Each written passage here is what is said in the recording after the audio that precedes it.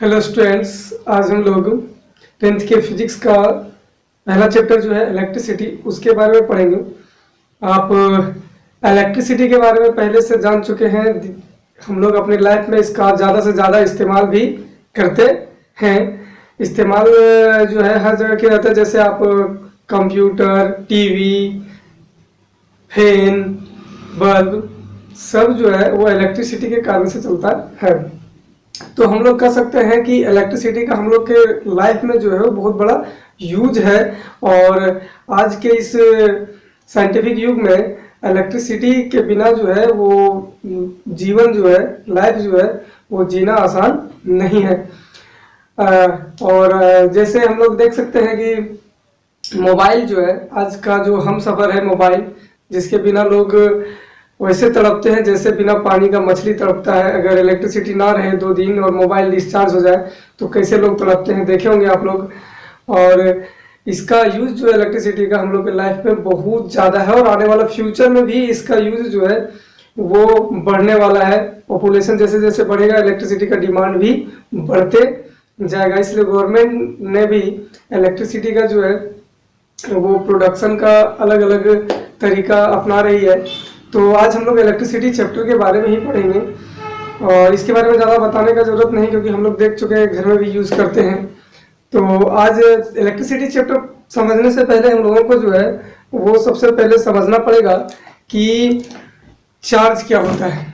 Charge क्या होता है, तो चार्ज सबसे पहले समझेंगे। आप कभी जो है वो कागज का छोटा छोटा जो टुकड़ा होता है उसको अगर आप पेन से रगड़े माथे में, और फिर पेन को इस स्मॉल पीस जो है कागज के टुकड़े का उसको लेकर के आए, तो क्या होता है कि वो कागज का टुकड़ा जो है अट्रैक्ट होने लगता है। आप देखे होंगे।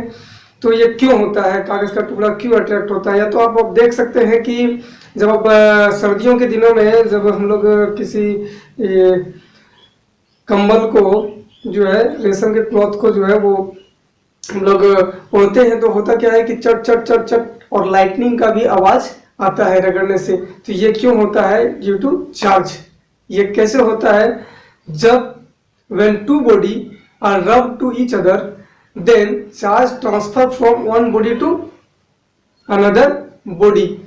मतलब जब हम लोग 2 ऑब्जेक्ट को कभी रगड़ते हैं ऐसे, तो क्या होता है कि चार्ज एक बॉडी से दूसरे बॉडी में क्या होता है, ट्रांसफर होता है।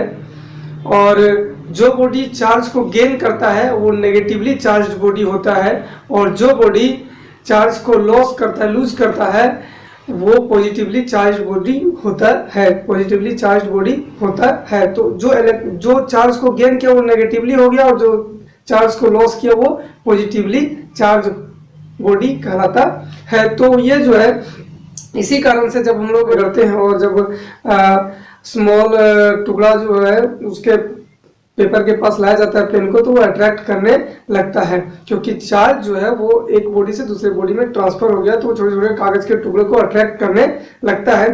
तो सबसे पहले हम लोग जानेंगे चार्ज के बारे में। चार्ज होता क्या है? तो चार्ज का डेफिनेशन ये है कि electric charge is the physical property of matter. Electric charge जो है वो फिजिकल प्रॉपर्टी होता है किसका?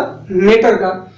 That causes it to experience, that causes it, जिसके कारण से ये एक्सपीरियंस करता है एक फोर्स को, when placed in electromagnetic field. जब इसको इलेक्ट्रोमैग्नेटिक फील्ड में रखा जाता है तो ये फोर्स को जो है वो एक्सपीरियंस करता है। जब किसी चार्ज को इलेक्ट्रोमैग्नेटिक फील्ड में रखा जाता है तो वो क्या करता है, एक फोर्स को एक्सपीरियंस करता है। मतलब या तो उसको अट्रैक्ट करता है या तो रिपेल करता है। It is denoted by capital Q और स्मॉल क्यू। किसी किसी बुक में आपको कैपिटल क्यू भी मिल सकता है और किसी किसी बुक में स्मॉल क्यू भी मिलता है। तो इससे हम लोग चार्ज को क्यू से डिनोट करते हैं, और इसका एसआई यूनिट जो होता है वो कूलम होता है। तो चार्ज जो है, चार्ज जो है जब चार्ज को इलेक्ट्रोमैग्नेटिक फील्ड में रखा जाता है तो क्या करता है, ये फोर्स को एक्सपीरियंस करता है। तो हम लोग चार्ज के बारे में समझ चुके हैं कि चार्ज क्या होता है। तो हम लोग देखें, चार्ज जो है वो जनरली 2 टाइप्स का होता है। एक होता है पॉजिटिव और एक होता है नेगेटिव। तो बताया कि जब रब करते हैं तो जो गेन कर लेता है, चार्ज को जो गेन करता है वो नेगेटिव हो जाता है, और जो लॉस करता है वो पॉजिटिव होता है। तो जब पॉजिटिव पॉजिटिव एक एक दूसरे के नजदीक आए, इसको चार्ज दो तरह के होंगे, लाइक चार्ज के बीच जो है क्या होता है, जो लाइक चार्ज जो है उसके बीच क्या होता है, अट्रैक्शन होता है या रिपल्सन। पॉजिटिव पॉजिटिव रहेगा तो या अट्रैक्शन होगा या रिपल्सन होगा। तो हम लोग कह सकते हैं कि जब सेम चार्ज होगा, लाइक चार्ज होगा, तो क्या होगा, पॉजिटिव पॉजिटिव रहे या नेगेटिव नेगेटिव रहे, ये दोनों अगर इस तरह से रहे तो ये दोनों एक दूसरे को क्या करेगा, ये रिपेल करेगा। क्या करेगा, ये दोनों जो है एक दूसरे को क्या करेगा, रिपेल। पॉजिटिव पॉजिटिव को रिपेल करता है, नेगेटिव नेगेटिव को भी रिपेल करता है, अट्रैक्ट नहीं करता। जबकि अनलाइक चार्ज जो होते हैं, अनलाइक चार्ज मीन्स एक पॉजिटिव और एक क्या, नेगेटिव, तो ये क्या होगा, एक दूसरे को क्या करेंगे, अट्रैक्ट करेंगे। क्या करेंगे, अट्रैक्ट करते हैं। तो पॉजिटिव लाइक चार्ज जो है वो रिपेल करता है, पॉजिटिव पॉजिटिव रिपेल करता है, और नेगेटिव पॉजिटिव जो होता है वो क्या करता है, अट्रैक्ट करता है। 9th में हम लोग देखे थे कि एक इलेक्ट्रॉन में कितना चार्ज होता है। ये चीज हम लोग पहले से देख चुके हैं, जानते हैं, 9th में पढ़े हैं केमिस्ट्री में आप लोग। 1 इलेक्ट्रॉन इक्वल टू होता है 1.6 इंटू 10⁻⁻19 कूलम। एक इलेक्ट्रॉन में जो है 1.6 इंटू 10⁻⁻19 कूलम चार्ज होता है। अब ये जो चार्ज होता है तो ये इंपॉर्टेंट है, 1 मार्क्स में आता है ये कि 1 इलेक्ट्रॉन में कितने कूलम चार्ज होते हैं। लेकिन जब आपसे क्वेश्चन पूछा जाए कि 1 कूलम में कितना इलेक्ट्रॉन होता है, 1 कूलम चार्ज में जो है वो कितना इलेक्ट्रॉन होता है, तो देखते हैं हम लोग। 1.6 into 10⁻⁻19 coulomb equal to 1 electron. तो 1 कूलम में कितना होगा, तो 1 बाय ये मल्टीप्लाई में इधर आकर ये क्या हो जाएगा, डिवाइड में 1.6 इंटू 10⁻⁻19 इलेक्ट्रॉन। 1 कूलम चार्ज में इतने इलेक्ट्रॉन प्रेजेंट होंगे। अब इसको हम लोग थोड़ा सा कैलकुलेट करके सिंपलेस्ट फॉर्म में लाने का कोशिश करेंगे। तो सिंपलेस्ट फॉर्म में लाते हैं तो क्या होगा कि ये हो जाएगा 1 पॉइंट रिमूव करेंगे तो 16 इंटू 10⁻19 इलेक्ट्रॉन। पॉइंट रिमूव करके 10 किए हैं, और ये डिनोमिनेटर में था, न्यूमरेटर में गया तो साइन चेंज होकर के पॉजिटिव हो गया। और ये डिवाइड नहीं कर सकते हैं तो दिक्कत होगा, तो इससे एक जीरो और हम ले लेते हैं, तो क्या होगा 100/16। क्या होगा 100/16 इंटू 10⁻19, सॉरी अब एक 10 तो इसको दे दिए तो कितना हो जाएगा 18 इलेक्ट्रॉन। डिवाइड करेंगे तो आएगा 6.25 इंटू 10⁻18 इलेक्ट्रॉन। इसका मतलब हम लोग कह सकते हैं कि 1 कूलम चार्ज में जो है वो कितने इलेक्ट्रॉन होते हैं, तो 6.25 इंटू 10⁻18 इलेक्ट्रॉन प्रेजेंट होते हैं। तो इसको भी याद रखना है, ये एमसीक्यू में आता है। नेक्स्ट इंपॉर्टेंट टॉपिक जो इसमें है वो है इलेक्ट्रिक करंट। क्या है, इलेक्ट्रिक करंट। ये इलेक्ट्रिक करंट क्या होता है समझना है। जैसे अगर वाटर जो है वो एक जगह स्थिर रहता है तो उसको तो तालाब कहते हैं, लेकिन अगर वो फ्लो करने लगता है तो क्या कहलाता है, नदी। क्या कहलाने लगता है, नदी। वाटर ही है लेकिन नाम चेंज होकर के क्या हो गया, नदी। तो उसी तरह से जब चार्ज जो है किसी कंडक्टर में फ्लो करता है, चार्ज जब किसी कंडक्टर में फ्लो करता है, बहता है, तो क्या कहलाता है, ये इलेक्ट्रिक करंट।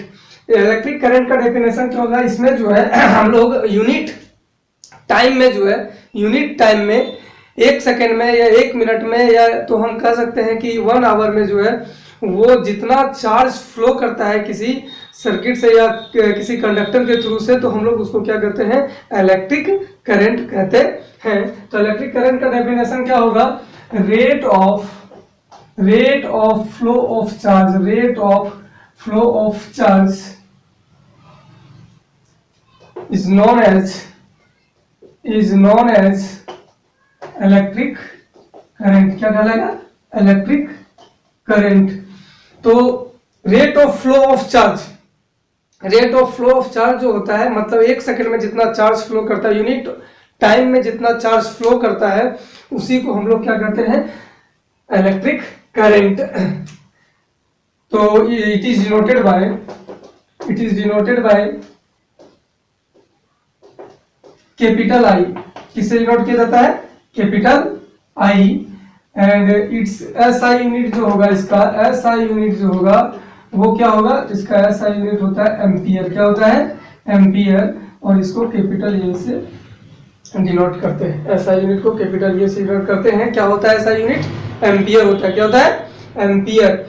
तो अब डेफिनेशन के अनुसार हम लोग देख सकते हैं कि current equal to, electric current equal to क्या होता है, rate of flow of charge. तो flow of charge, rate of flow charge, जब भी रेट निकाला जाता है तो जो भी टोटल टाइम होगा उससे मैग्नीट्यूड ऑफ चार्ज को क्या करेंगे, डिवाइड करेंगे।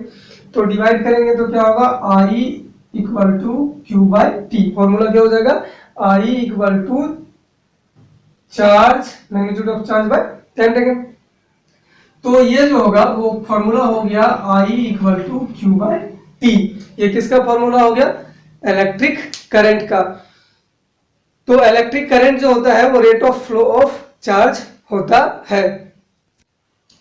तो अब जो है इस इलेक्ट्रिक करंट का किसी सर्किट में जो है डायग्राम क्या होता है, सबसे पहले हम लोग सेल और बैटरी के बारे में जानेंगे। तो सेल और बैटरी जो है क्या है, तो सेल देखे होंगे आप लोग, जैसे घड़ी का जो, घड़ी में जो लगाते हैं हम लोग सिंगल, तो वो सेल होता है, इतना बड़ा जो होता है, इसको क्या कहते हैं, सेल कहते हैं। क्या कहते हैं, सेल। ये 1.5 वोल्ट का होता है। ये 1.5 वोल्ट क्या होता है आगे हम लोग चर्चा करेंगे।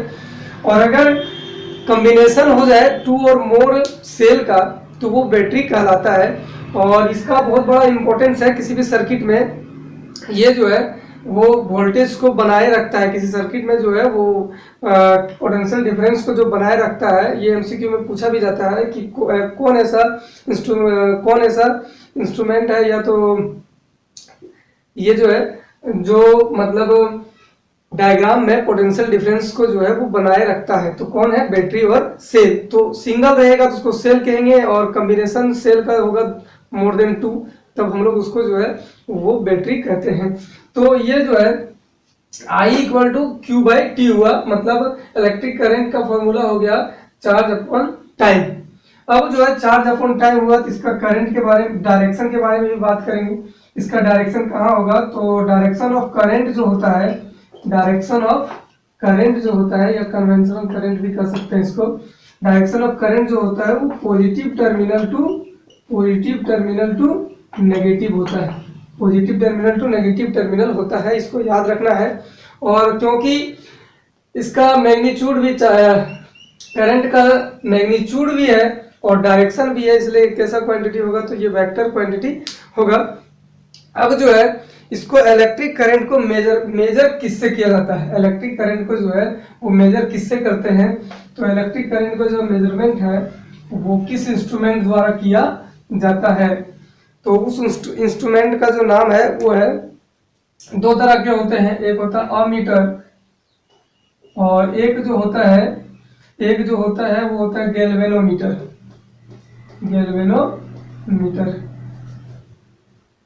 इलेक्ट्रिक करंट का जो मेजरमेंट है वो 2 इंस्ट्रूमेंट द्वारा होता है, एक का नाम है अमीटर और दूसरे का नाम है गैल्वेनोमीटर। ये दोनों में डिफरेंस है, दोनों में क्या डिफरेंस है, ये जो है वो लार्ज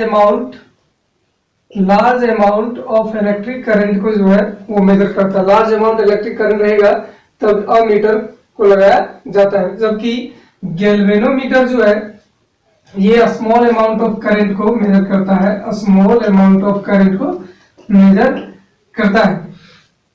इसका जनरली गैल्वेनोमीटर का यूज जो है वो करंट डिटेक्ट करने के लिए किया जाता है कि करंट इसमें फ्लो हो रहा है नहीं, बहुत स्मॉल अमाउंट में जो करंट होता है उसको डिटेक्ट करने के लिए गैल्वेनोमीटर का यूज किया जाता है, जबकि अमीटर का यूज जो है वो लार्ज अमाउंट करंट मेजर करने के लिए किया जाता है। एक इम्पोर्टेंट क्वेश्चन और इसमें जो आता है वो होता है कि कब जो है वो 1 एम्पियर इलेक्ट्रिक करंट होगा। अभी हम लोग देखे थे कि इलेक्ट्रिक करंट का ऐसा यूनिट जो होता है वो क्या होता है, तो एम्पियर होता है। तो 1 एम्पियर जो है वो कब होगा, तो हम लोग देखें कि I इक्वल टू होता है Q बाई टी होता है। अब जो है तो ये I कब 1 होगा, मतलब ये 1 एम्पियर कब होगा, जब चार्ज कितना हो 1 कूलम और कितने सेकंड में फ्लो कर रहा हो 1 सेकंड में, तो ये क्या हो जाएगा 1 एम्पियर के इक्वल टू।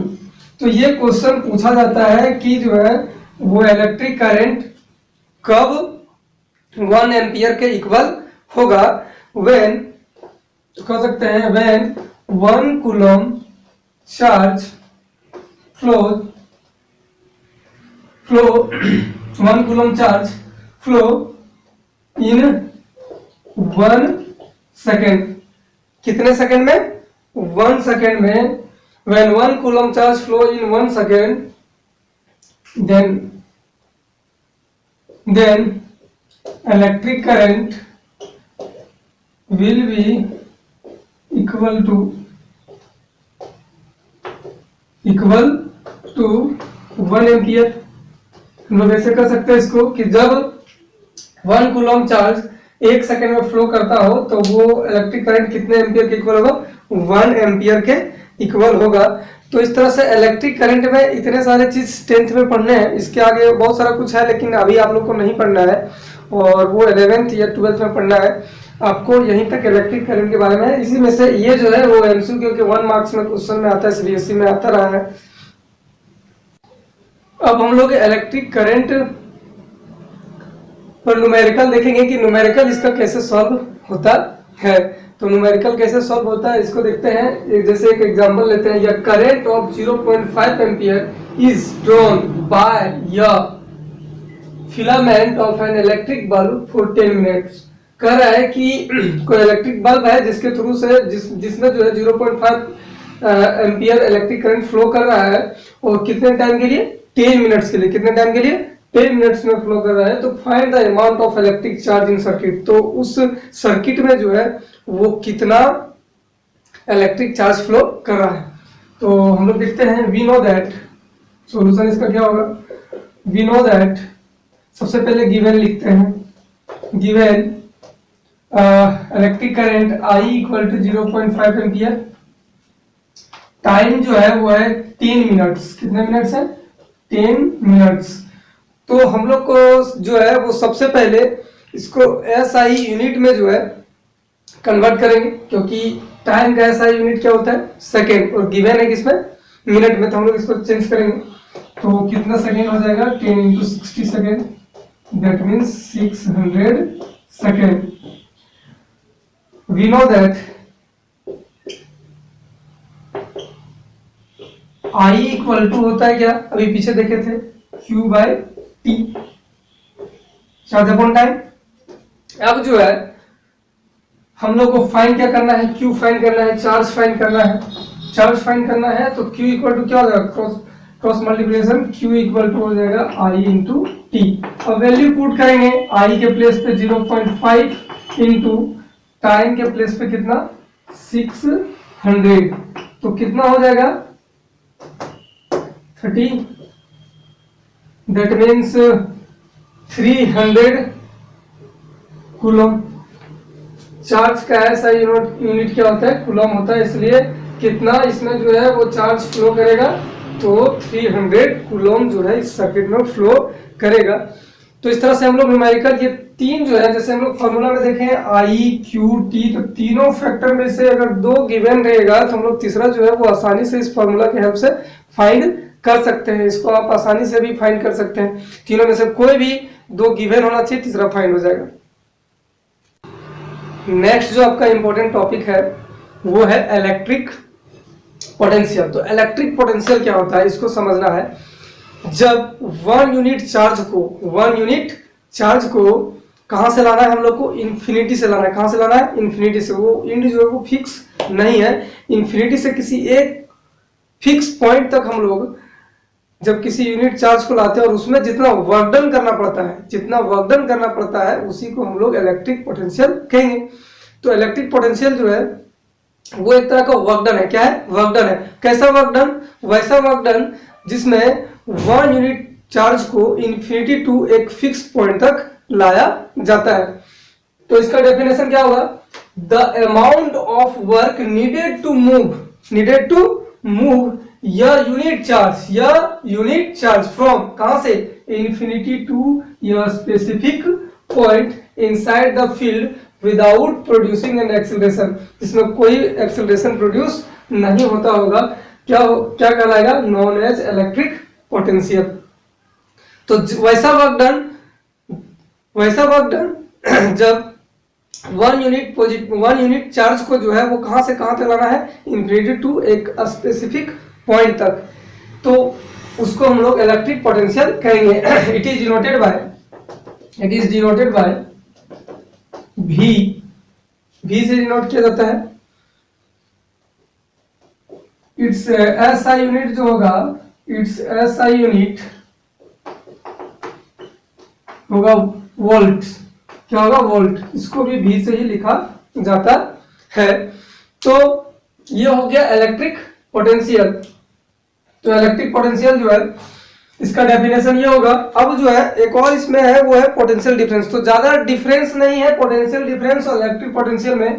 पोटेंशियल डिफरेंस में क्या होगा, पोटेंशियल डिफरेंस जो होगा उसमें डेफिनेशन में थोड़ा सा चेंज है। क्या चेंज है, ये जो इंफिनिटी जो है ना, ये जो इंफिनिटी है ये नहीं होगा, दोनों इंड पता होता है। पोटेंशियल डिफरेंस में जो है वो हम लोग को दोनों इंड पता होता है कि किस पॉइंट से चार्ज को किस पॉइंट तक ले जाना है। तो एक फिक्स पॉइंट से जो है फ्रॉम या फिक्स पॉइंट टू या स्पेसिफिक पॉइंट, या तो कह सकते हैं टू अनदर पॉइंट। तो पोटेंशियल डिफरेंस तब होगा जब किसी यूनिट चार्ज को, वैसा वर्क डन जब किसी यूनिट चार्ज को एक one point two another point जो है लाने में जितना वर्क डन किया जाएगा, 1 पॉइंट टू अनदर पॉइंट, यहाँ याद रखना है 1 पॉइंट टू अनदर पॉइंट, किसी चार्ज को मूव कराने में जितना वर्क डन किया जाता है उसी को हम लोग पोटेंशियल डिफरेंस कहते हैं। तो इस तरह का उसका भी सिंबल सेम है, V से डिनोट करते हैं, ऐसा यूनिट वोल्ट होता है। तो हम लोग जो है इसका फॉर्मूला क्या होगा देखते हैं। तो पोटेंशियल डिफरेंस इक्वल टू क्या होगा, तो वर्क डन किसका, कौन सा वर्क डन, तो वैसा work done Q 1 unit positive 1 unit charge को जो है वो लाने में जितना वर्क डन किया जाता है। तो पोटेंशियल डिफरेंस का फॉर्मूला जो होगा वो W/Q होगा। अब जो है V इक्वल टू W/Q हो गया, जिसका ऐसा यूनिट हम लोग देख लिए। तो इस तरह से हम लोग कर सकते हैं। और इसमें एक और उसी तरह से इंपॉर्टेंट क्वेश्चन आता है। क्या क्वेश्चन आता है कि 1 वोल्ट कब होगा, तो आप लोग अपने से भी डिफाइन कर सकते हैं, जैसे हम लोग इलेक्ट्रिक करंट में किए थे। 1 वोल्ट कब होगा, जब 1 जूल वर्क डन किया जाएगा, 1 जूल वर्क डन किया जाएगा कितना कूलम चार्ज को लाने के लिए, 1 कूलम चार्ज को लाने के लिए 1 टू अनदर पॉइंट। तो जो है जो भी वर्क डन होगा तो ये क्या हो जाएगा 1 जूल पर कूलम। तो हम लोग कह सकते हैं कि इसका जो ऐसा यूनिट होता है वो वोल्ट भी होता है और जूल पर कूलम भी होता है। दोनों याद रखना है, वोल्ट या तो जूल पर कूलम, दोनों इसका ऐसा यूनिट होता है। तो इस तरह से हम लोग 1 वोल्ट कब होगा हम लोग ये डिफाइन कर सकते हैं, आसानी से डिफाइन किया जा सकता है। अब ये जो है इसका मेजरमेंट किस इंस्ट्रूमेंट द्वारा किया जाता है, तो मेजरमेंट जो है इसका जो है वो मेजरमेंट जो होता है वो होता है वोल्ट मीटर से। किस इंस्ट्रूमेंट द्वारा होता है, वोल्ट मीटर से। ये भी इंपॉर्टेंट है। और इसको जो है जब हम लोग किसी सर्किट में जब ऐड करते हैं, इसको जोड़ते हैं, तो कैसे जोड़ते हैं, तो इसको जो है वो पैरेलल में ऐड किया जाता है। पैरेलल में क्यों ऐड किया जाता है ये भी क्वेश्चन पूछा जाता है। क्वेश्चन ये पूछा जाता है कि इलेक्ट्रिक आम मीटर को सीरीज में किया जाता है कॉम्बिनेशन, और वोल्ट मीटर को जो है वो पैरेलल में क्यों किया जाता है। तो सीरीज आम मीटर जो है उसका रेजिस्टेंस बहुत लो होता है, इसलिए उसको जो है वो सीरीज में कंबाइन किया जाता है, जबकि वोल्ट मीटर का जो रेजिस्टेंस है वो बहुत हाई होता है, इसलिए इसको पैरेलल में किया जाता है। अब इसका फायदा ये होता है कि पैरेलल में किसी को जब ऐड किया जाता है तो उसका रेजिस्टेंस बहुत कम हो जाता है। इसके बारे में आगे हम लोग चर्चा करेंगे, सीरीज कॉम्बिनेशन और पैरेलल कॉम्बिनेशन का। अब हम लोग न्यूमेरिकल देखते हैं कि इसका न्यूमेरिकल जो है वो किस तरह से सॉल्व होता है। तो न्यूमेरिकल जो है एक एग्जांपल लेते हैं हम लोग। How much work is done to moving of charge 2 coulomb across two points having potential difference 12 volt. तो कह रहा है कि 2 कूलम चार्ज है गिवन और पोटेंशियल डिफरेंस कितना है 12 वोल्ट है। तो कह रहा है कि इसको जो है कितना वर्क डन करना पड़ेगा, इसको जो है वो कितना वर्क डन करना पड़ेगा। तो गिवन सबसे पहले लिखते हैं, given Q equal to 2C and V equal to 12 volt. We know that V equal to W by Q, ये तो हम लोग पीछे भी फॉर्मूला में देखे। तो ये जो है V equal to W by Q होता है। तीनों में से कोई अगर 2 गिवन होगा तो हम लोग तीसरा फाइंड कर सकते हैं आसानी से। तो कैसे फाइंड होगा, हम लोग को वर्क डन फाइंड करना है। तो W इक्वल टू क्या हो जाएगा, W इक्वल टू हो जाएगा V इंटू क्यू, तो V का वैल्यू कितना है 12, Q का वैल्यू कितना है 2, तो कितना हो जाएगा 24, क्या हो जाएगा 24। और वर्क डन का क्या होता है यूनिट, तो होता है जूल, तो 24 जूल। तो हम लोग कह सकते हैं कि 2 कूलम चार्ज को जो है 12 वोल्ट पोटेंशियल डिफरेंस होगा तो कितना वर्क डन इसको मूव कराने में लगेगा, तो कितना वर्क डन होगा 24 जूल। कितना वर्क डन होगा 24 जूल हम लोग को वर्क डन करना पड़ेगा। अगर वीडियो अच्छा लगे तो सब्सक्राइब और शेयर अपने दोस्तों के साथ जरूर करिएगा और भूलिएगा नहीं, जरूर सब्सक्राइब और शेयर करें।